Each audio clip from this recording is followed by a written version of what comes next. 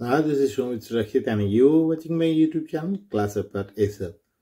আজকে আমি তোমাদেরকে দেখাবো যে ইংলিশ স্পিকিং কীরকম ভাবে করতে হয়। অ্যাকচুয়ালি ইংলিশ স্পিকিংটা তোমার যদি কোনো রকমই ইংলিশ স্পিকিং না আসে, তুমি হয়তো ফর্মাল ইংলিশ বা রিটেন ইংলিশ তুমি কিছুটা জানো, তাহলে তুমি সেটা কাজ চালিয়ে নিতে পারো। কিন্তু ব্যাপারটা হচ্ছে যে অ্যাকচুয়ালি ফর্মাল ইংলিশ বা রিটেন ইংলিশ যেটা মানে রাইটিংয়ের ক্ষেত্রে যে ইংরেজিটা আমরা ব্যবহার করে থাকি, স্পোকেন ইংলিশে কিছু কিছু ফ্রেজেস কিন্তু ডিফারেন্ট থাকে। সবসময় সেইগুলো ব্যবহার করা হয় না, কেন সেটা অনেক ক্ষেত্রেই ফর্মাল হয়। যেরকমভাবে দেখবে আমরা যে ভাষাতে আমরা বাংলাটা লিখি, কথা বলার সময় কিন্তু সবসময় সেই ভাষাটা কিন্তু আমরা ব্যবহার করি না। ইংরাজির ক্ষেত্রেও একই জিনিস, যে ভাষাতে আমরা অ্যাকচুয়ালি মানে লেখালেখি করি, সেটা আমরা কিন্তু বলার সময় সেইগুলোর সবকটা কিন্তু ব্যবহার করি না। অনেকটাই ব্যবহার হতে পারে, কিন্তু সমস্ত জিনিসগুলো আমরা কিন্তু ব্যবহার করি না।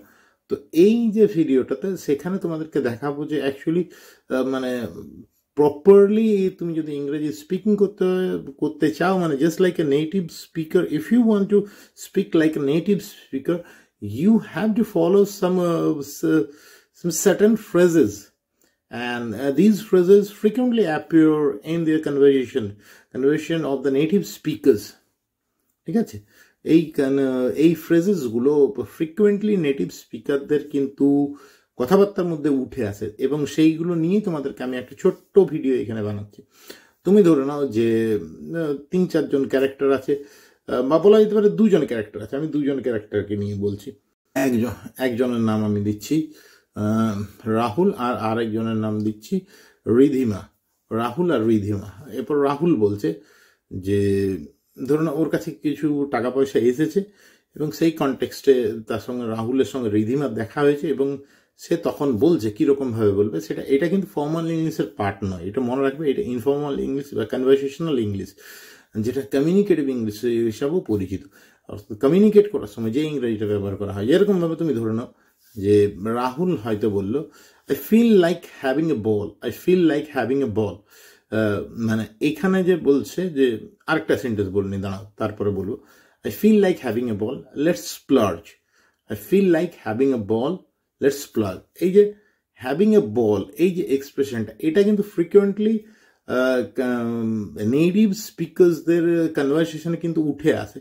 তোমরা যদি ইংলিশ ভিডিও বা পডকাস্ট বা তোমরা যদি ধরুন ওয়েব সিরিজ দেখে থাকো, যেখানে অ্যাকচুয়ালি নেটিভ স্পিকার্সদের ল্যাঙ্গুয়েজটা ব্যবহার করা হয়েছে, সেখানে তোমরা কিন্তু এই এক্সপ্রেশনটা বারবার করে খুঁজে পাবে। এইগুলো আমি অ্যাকচুয়ালি কালেক্ট করেছি। তো রাহুল কি বলছে, তুমি ধরে নাও রাহুল বলছে যে I feel like having a ball, the splurge. Having a ball, এটার মানেটা কি? মানে অ্যাকচুয়ালি আমার এনজয় করতে ইচ্ছা করছে আজকে, মানে enjoy one self, enjoy one self, মানে আজকে আমাকে খুব এনজয় করতে, উপভোগ করতে ইচ্ছা করছে। লেটস স্প্লার্জ, লেটস স্প্লার্জ মানে হচ্ছে লেটস স্পেন্ড। কিন্তু স্পেন্ড বললেই শুধুমাত্র হবে না, স্পেন্ড বলতে এখানে স্প্লার্জ ওয়ার্ডটার মানেটা হচ্ছে যে অ্যাকচুয়ালি বেশি পরিমাণ টাকা খরচ করা। স্প্লার্জ মানে হচ্ছে যে মানে অ্যাকচুয়ালি বেশি, মানে spend a lot of money, actually spend a lot of money for something. ঠিক আছে, তো রাহুল কি বললো, I feel like having a ball, মানে আমার আজকে উপভোগ করার ইচ্ছা করছে। লেটস স্প্লার্জ, চলো কিছু টাকা খরচ করি। তখন রিধিমা বলছে forget it, I am broke. Forget it মানে ভুলে যাও, সেসব হবে না। I am broke, I am broke. এই ব্রোক মানে ভেঙে যাওয়া নয়। অ্যাকচুয়ালি ইংলিশ মানে নেটিভ স্পিকার্সরা, তাদের যে কমিউনিকেশন, তাদের মধ্যে ব্রোক ওয়ার্ডটা মানে এত ফ্রিকুয়েন্টলি ব্যবহার হয়। তুমি যদি কোনো মানে তাদের যদি কোনো সিরিজ, ওয়েব সিরিজ দেখো বা কোনো শো দেখো যেখানে এই নেটিভ স্পিকার্সদের ল্যাঙ্গুয়েজকে ব্যবহার করা হচ্ছে, সেখানে তুমি ব্রোক ওয়ার্ডটা কিন্তু পাবে। এবং ব্রোকটার মানে হচ্ছে অ্যাকচুয়ালি ভেঙে পড়া, ভেঙে গেছি এরকমটা না। কিন্তু ব্রোক মানে হচ্ছে বাংলাতে আমরা যেটা বলি না, আমি ফকির হয়ে গেছি, আমার কাছে মানে কোনো টাকা পয়সাই নেই। I am having no money, I don't have any money. ঠিক আছে, মানে আমার কাছে কোনো টাকা পয়সাই নেই। তো এখানে I am broke, I am broke বলতে আমি ফকির হয়ে গেছি, আমার কাছে কোনো টাকা পয়সা নেই, এই এক্সপ্রেশনটা কিন্তু ব্যবহার হয়ে থাকে। তোমরা দুটো জিনিস শিখলে। এরপর ধরে নাও তখন রাহুল আবার বলছে, মানে প্রথমে কি বলেছিল রাহুল যে I feel like having a ball, let's splurge. তারপরে কি বললো রিধিমা, সেটা শুনে নিয়ে বললো ফরগেট ইট, ভুলে যাও। আই এম ব্রোক, আমার কাছে কোনো টাকা পয়সা নেই, আমি ফকির হয়ে গেছি। তখন রাহুল আবার রিটর্ট করছে বা রিয়্যাক্ট করছে বা রিপ্লাই করছে। কিভাবে রিপ্লাই করছে? Don't worry, I will pick up the tab. এই যে পিক আপ দ্য ট্যাব, এটা আমি অ্যাকচুয়ালি অনেকদিন আগে শুনেছিলাম একবার, মানে প্রবাবলি 2010 এইরকম সময়, মানে আমার এমনি কোথাও একটা, মানে এক্স্যাক্টলি আমার মনে পড়েছে না, কিন্তু এটা অনেকদিন আগেই আমি দেখেছি এই এক্সপ্রেশনটা, এবং তখনের পর থেকে আমার মাথাতে কিন্তু এটা চিপকে গেছে, একেবারে আটকে গেছে। তো কি বললো? Don't worry, I will pick up the tab. I will pick up the tab মানে হচ্ছে I will pay for you. তোমার মানে চিন্তা করার দরকার নেই। ডোন্ট ওয়ারি মানে তোমার চিন্তা করার দরকার নেই। I will pick up the tab. I will pick up the tab মানে হচ্ছে I will pay the bill. ঠিক আছে, I will pay the bill. তারপরে কি বলছে? কেন বিলটা পে করবো? I am loaded today. Loaded today মানে হচ্ছে আমার উপর লোড করা হয়েছে এমনটা কিন্তু না। আই এম লোডেড টুডে মানে হচ্ছে loaded with money, I have a lot of money today. ঠিক আছে, মানে আমার কাছে প্রচুর টাকা আছে আজকে। আই এম লোডেড টুডে, এই লোডেড ওয়ার্ডটা এখানে এক্সপ্রেশনটা হচ্ছে আমার কাছে প্রচুর টাকা আছে। তারপর বলছে আই উইল ট্রিট ইউ, আমি তোমাকে ট্রিট দেবো, মানে আমি তোমাকে খাওয়াবো। ঠিক আছে, আই উইল ট্রিট ইউ মানে হচ্ছে I will pay for you. ঠিক আছে, এরপর তখন রিধিমা আবার রিপ্লাই করছে। রিধিমা কি রিপ্লাই করছে? No, we will go dutch. না না, উই উইল গো ডাচ।